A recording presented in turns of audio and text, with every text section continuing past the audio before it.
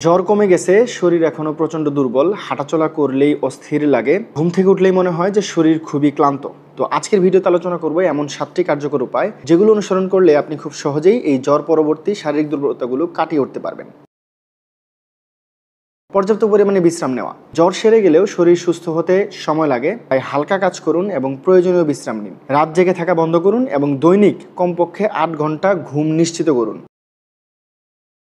পুষ্টিকর খাবার খাওয়া। শরীর দুর্বল হওয়ার অন্যতম প্রধান কারণ হচ্ছে জ্বরের সময় আমাদের মুখের রুচি কমে যাওয়া। আমাদের মুখের রুচি কমে যাওয়ায় আমরা পর্যাপ্ত পরিমাণে খাবার খেতে পারি না, যার কারণে আমাদের প্রয়োজনীয় যে পুষ্টি উপাদান শরীরে সেগুলোর ঘাটতি দেখা দেয়, যার কারণে আমাদের শরীরও দুর্বল হয়ে যায়। জ্বর পরবর্তী আপনাদের মুখের রুচি যদি কমও থাকে তাহলেও পর্যাপ্ত পরিমাণে পুষ্টিকর খাবার খাওয়ার চেষ্টা করতে হবে। ডিম, মাছ, সবজি, ডাবের পানি, ওটস, স্যালাইন, দুধ, এগুলোতে প্রচুর পরিমাণে পুষ্টি উপাদান রয়েছে যেগুলো আমাদের শরীরকে দ্রুত রিকভারি হতে সহযোগিতা করে। এগুলো অল্প অল্প খেলেই আপনি বেশি পরিমাণে পুষ্টি পাবেন, তাই বেশি বেশি এই ধরনের পুষ্টিকর খাবার খাওয়ার চেষ্টা করুন। প্রোটিন, ভিটামিন এবং মিনারেল সমৃদ্ধ খাবার খান, এগুলো আমাদের শরীরকে রিকভারি হতে দ্রুত সহযোগিতা করবে। পর্যাপ্ত পরিমাণে পানি ও তরল খাবার গ্রহণ। আমরা যখন জ্বরে আক্রান্ত হই তখন কিন্তু আমরা প্রচুর পরিমাণে পানি পান করতে পারি না, মুখ তেতো হয়ে থাকে এবং খাবারে অরুচিত, এটা খুবই কমন বিষয়, যার কারণে আমাদের জ্বর পরবর্তী সময়ে প্রচুর পরিমাণে তরল খাবার গ্রহণ করতে হবে এবং নিশ্চিত করতে হবে যে আমরা ডেইলি কমপক্ষে 2.5 থেকে 3 লিটার পানি পান করছি।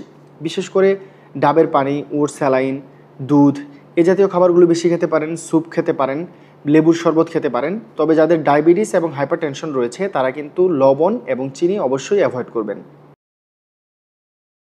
হালকা ব্যায়াম শুরু করুন। জ্বর পরবর্তী সময়ে কমপ্লিট বিশ্রামে না থেকে হালকা ব্যায়াম শুরু করুন। শরীরকে স্ট্রেচিং করতে পারেন এবং ফ্রি হ্যান্ড যে কিছু হালকা এক্সারসাইজ আছে সেগুলো করতে পারেন। এতে আমাদের শরীরে রক্ত সঞ্চালন বৃদ্ধি পাবে, যার ফলে আমাদের শরীর কিন্তু দ্রুত রিকভারি হয়ে উঠবে। তবে অবশ্যই আপনারা ভারী ব্যায়ামকে অ্যাভয়েড করবেন, কারণ জ্বর পরবর্তী শরীর দুর্বল থাকে, ভারী ব্যায়াম করলে শরীরের অবস্থা আরও খারাপ হতে পারে।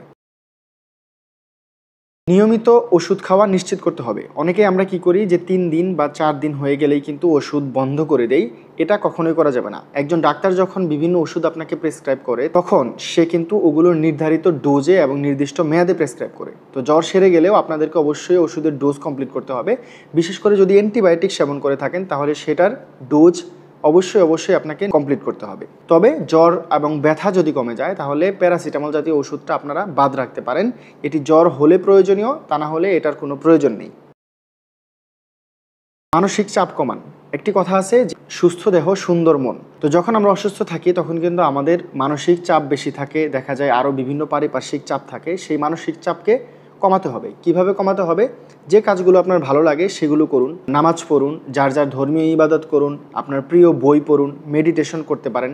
এই ধরনের কিছু কাজ যেগুলো আপনার ভালো লাগে এবং যেগুলো করলে আপনার হ্যাপি হরমোন নিঃসরণ হয়, সেই কাজগুলো বেশি বেশি করুন। তাহলে আপনার মানসিক চাপ কমবে এবং আপনার রিকভারি খুবই দ্রুত হবে ইনশাআল্লাহ।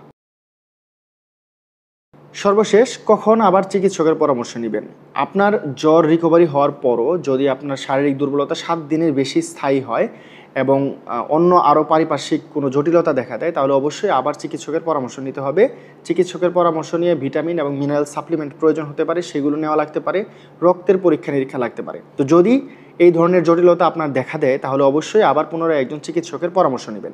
জ্বর হোক বা দুর্বলতা, নিজের যত্ন অবশ্যই নিজেকেই নিতে হবে। একটা কথা মনে রাখবেন যে এই পৃথিবীতে আসলে নিজের থেকে আপন আর কেউ নেই, তাই নিজের সুস্বাস্থ্য নিজেকেই নিশ্চিত করতে হবে, নিজের খেয়াল নিজেকেই রাখতে হবে। তো ভিডিওটি যদি ভালো লেগে থাকে তাহলে অবশ্যই আপনার বন্ধুদের সাথে শেয়ার করতে পারেন এবং আপনার যে কোনো মতামত জানাতে পারেন কমেন্ট বক্সে। আর আমাদের চ্যানেলের বাকি যে মেডিকেল অ্যাডভাইস ভিডিওগুলো রয়েছে সেগুলো আপনারা চেক আউট করতে পারেন।